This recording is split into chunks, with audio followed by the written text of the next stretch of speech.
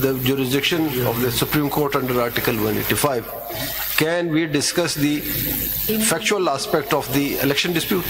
Ji? Factual aspect of the disputes can be discussed or decided in another petition which is not election dispute. So this was not an election dispute which was covered by Article 225. That is why this objection was never raised. Na to ye raise hota. This was an order of the ECP which was challenged before the Peshawar High Court, and that order was then before your court. Order of the ECP was limited to reserve seats. Only to the extent of request of SIC. And the request of other parties. But there was no request of other parties. Yes, बिल्कुल. Multiple applications थी. उन्होंने मान लिया decision. Sorry? उन्होंने decision मान लिया. क्योंकि उन्होंने अप्लाई किया था कि सीट्स हमें दी जाएं. उनको there are two parts to the order. One is SIC is denied. Whether PTI requested? No, PTI did not request. Despite the fact that they filed list of candidates and yes, they did not request. They did not request before these. Anybody has compelled them, forced them, Sir, coerced them. उसका भी जवाब दिया है. वो मैं judgement में पढ़ूंगा. इसका सबका जवाब है. जब हमारे सामने आए जी पीटीआई हमारे जी बिल्कुल आई. उन्होंने एप्लीकेशन दी. इसका मैं इसलिए इसका जवाब कि पीटीआई आपके ज़हन में सवाल कि अगर पीटीआई ने सीट्स मांगी नहीं तो उनको सुप्रीम कोर्ट ने किस तरह सीट. मैं जब आप जवाब पढ़ लेना कि जो सुप्रीम कोर्ट में इनका application I Salman Akram Raja is here. मेरा स्पेसिफिक क्वेश्चन था. मैंने कहा आप एप्लीकेशन पीटीआई की तरफ से लेकिन ये arguing in favour of SIC. मैं उसका भी जस्ट लाइक यू बिल्कुल जस्ट लाइक यू एसआईसी की तरफ से क्योंकि देयर इज नो कॉन्फ्लिक्ट. आप आर्ग्यू कर रहे हैं PTI. As his lordship Justice Mazhar and Justice Hasan has held in the majority judgment, there is no conflict. Conflict की बात नहीं हो रही. यहाँ पे लॉ और कॉन्स्टिट्यूशन की बात हो रही है. हमें कोई सरोकार नहीं कि आप दोनों के इंटरेस्ट एक ही अलग है. हमने ये देखना है कि under the constitution which party is entitled. Yes. और आपने अगर पीटीआई थी भी नहीं आपने जब भी उनको रिजर्व सीट्स दे दी और मैं आपकी जजमेंट पढ़ूंगा उसकी रीजनिंग पढ़ूंगा कि आपने किस तरह उनको seats the although they were not formally a party. But let me just skip this part which I will come back to, which is the factual thing, and I will come to page 11. अगर आप आ जाए I will come to this part. मैं you skip करता रहूंगा. अगर आप मेरी judgement पे इतने ज्यादा रिलाई कर रहे हैं. उसमें हमने ये भी कहा था कि सारी जिम्मेदारी इलेक्शन कमीशन और कोर्ट पे ना डालें. अपनी जिम्मेदारी भी बिल्कुल आपने सही कहा. आप एडमिट करें कि आप बिल्कुल ब्लंडर्स हुए. मैं बिल्कुल पहले ये पढ़ लें उसके बाद जमात साहब का भी जजमेंट पढ़िएगा. मैं तो पढ़ूंगा वो. मैं तो बिल्कुल और मैं अर्ज करूंगा क्योंकि सारा पाकिस्तान देख रहा है कि the minority judgment I disagree with the majority judgment of justice Aminuddin justice but it is a very forceful judgment. And मुझे वो गालिब का वो शेर याद आता है ये जजमेंट पढ़ के जो गालिब ने रकीब के हवाले से कहा था कि कितने शीरी है तेरे रब के रकीब गालियां खा के बेमजा ना हुआ. तो I mean the point it's a very powerful judgment. अभी आप क्वेश्चन अब ले लीजिए क्योंकि आप जो है ना इधर गालियां का मतलब सर सिर्फ ये क्रिटिसिज्म. अब ये बताइए में गालियां हम बोलचाल को भी कहते हैं. ये जो जमात साहब ने कहा ना कि सिर्फ रिस्पॉन्सिबिलिटी इलेक्शन कमीशन और कोर्ट की नहीं है जी. अब इस सारे सिनेरियो में जहां ECP as per your contention and 11 members presiding officer the returning officer वो सारे गुनाहगार हैं जी. तो इन मासूम लोगों को आपने क्यों ज्वाइन कराया जब आप जानते थे कि you are not a parliamentary party. जी मिसलीड तो आपने किया. मिसलीड नहीं सर. एक बार सलमान आप जवाब दे दीजिए. मुल्क के तमाम टॉप के जो लॉयर्स थे ना वो इस पार्टी में उस वक्त इलेक्शन कंटेस्ट कर रहे. जानते हुए कि you are not a parliamentary party आपने उनको ज्वाइन कराया जी और उन्होंने ज्वाइन किया. अब मैं उसी पे आ रहा हूँ.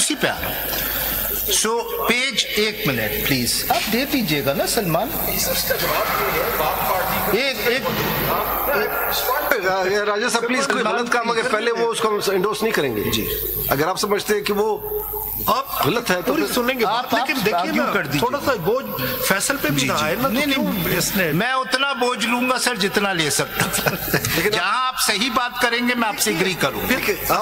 फिर डाइवर्शन वहां से हुई जी. वो सारी चीजें ठीक सर वो उसमें ऑफ कोर्स कि एक फिर रॉन्ग को और फिर उसको आप एडमिट भी करते हैं कि दैट इज देखिए, मैं ये नहीं कह रहा हूँ नेग्लिजेंस हमारी तरफ से नहीं थी, बट द पॉइंट इज कि जो मेन, और दिस इज व्हाट 11 जजेस हैव सेड, कि जो मेन मसला क्रिएट किया है वो ईसीपी ने क्रिएट किया.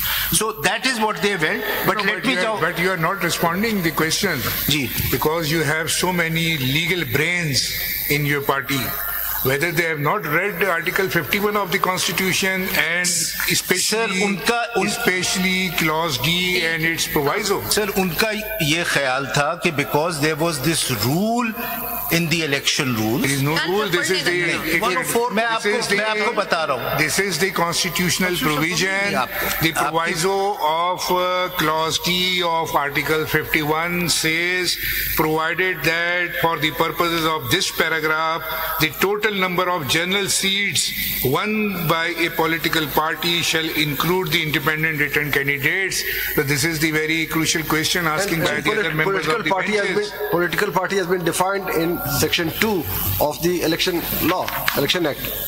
So आप उसको एडमिट भी कर रहे हैं कि the point is ये बात अब जाके समझ आई, अब जाके क्लियर हुई है after your lordships judgment. No, the constitutional provision was clear. देखिए, कॉन्स्टिट्यूशन इतना क्लियर होता. फैसल ऐसा नहीं है. देखिए, अगर आप ये समझते हैं कि पार्टी को डायरेक्ट नाम ले लेते हैं कि पीटीआई को वो गलतफहमी थी, ऐसा नहीं है. अगर उनको गलतफहमी होती वो अपने रिजर्व सीट के लिए लिस्ट ना जमा करते. अगर उनको गलतफहमी अगर उनको गलतफहमी होती वो सर्टिफिकेट जारी ना करते. अगर उनको गलतफहमी होती तो candidate nomination papers were submitted much prior to the filing of appeal before the Supreme Court. आपको ये मेरी जजमेंट उस वक्त तक सिंबल डिनाई नहीं हुआ था. तो उस वक्त तक तो कोई इशू ही नहीं था, इसीलिए तो लिस्ट फाइल की. चले फिर हम क्रेडिट देते हैं हम 6 लोगों को क्रेडिट देते हैं जो कि इन तमाम मामला के बावजूद still they were part of PTI. Sir the point is वो थे कि बाकी चले. एक और बात है, आपके सामने मिसाल थी हमारे एक जजमेंट से किसी जमाने में, अगर आपको याद हो, सेनेट इलेक्शन में मुस्लिम लीग के कैंडिडेट्स को इंडिपेंडेंट डिक्लेयर कर दिया गया फॉर द रीजन कि head of the party is not head of the party. Therefore वो आजाद हैसियत में इन्होंने इलेक्शन लड़ा. जिस दिन नोटिफिकेशन हुआ फौरन वो वापस अपनी पार्टी में चले गए. What has compelled you? What has restricted you not to join that party? नहीं, the question is why you compelled them to join your party.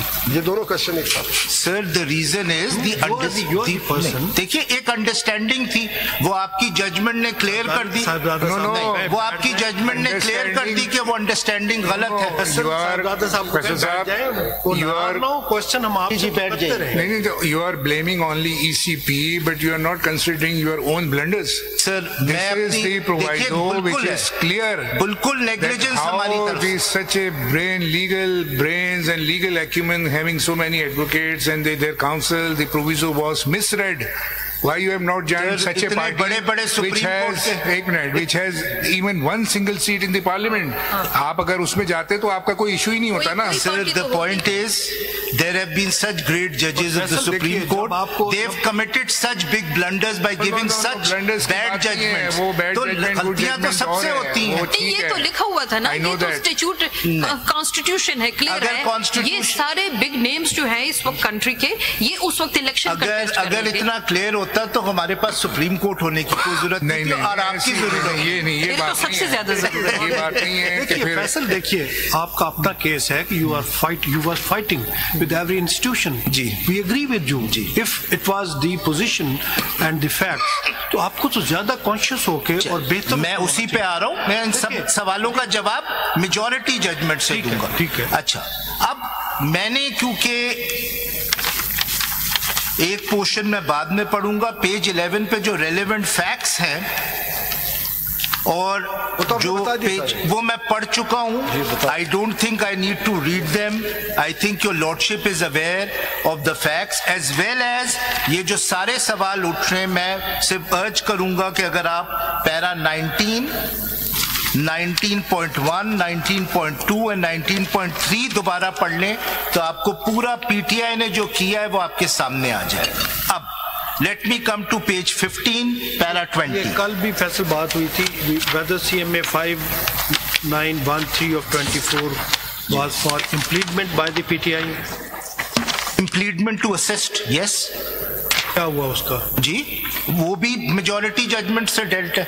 नहीं, वो भी मैं किसी ने प्रेस ही नहीं की। नहीं, प्रेस बिल्कुल प्रेस की, उन्होंने असेस की सलमान अकबर तो बिल्कुल असेस की। उन्होंने कहा मैं फॉर्मली बनाने की जरूरत नहीं, मैं मेजॉरिटी जजमेंट पे आता हूँ। इम्प्लीमेंट की एप्लीकेशन नहीं थी ना फिर। If they had simply asked for the intervener to assist the court, there was no prayer for the impleement either as a petitioner or as a respondent. And this honorable court held that there was no need for that. This is what the majority. This is paragraph 19.